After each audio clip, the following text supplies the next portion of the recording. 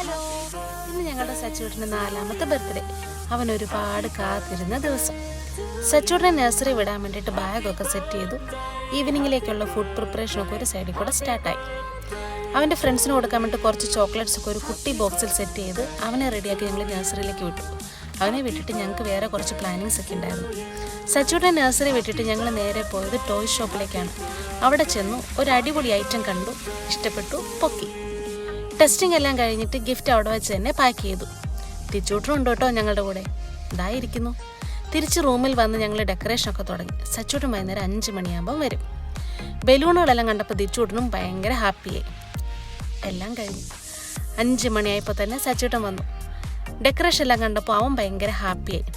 ഈവനിങ്ങിൽ ഞങ്ങളുടെ ഫാമിലിയും ഫ്രണ്ട്സും വന്നപ്പോൾ സച്ചൂട്ടിന് കുറച്ച് ഗിഫ്റ്റൊക്കെ കിട്ടി. ദൈവത്തിൻ്റെ അനുഗ്രഹത്താൽ ഞങ്ങളുടെ ഈ കുട്ടി ബർത്ത്ഡേ പാർട്ടി ഭംഗിയായിട്ട് നടന്നു. Thank you.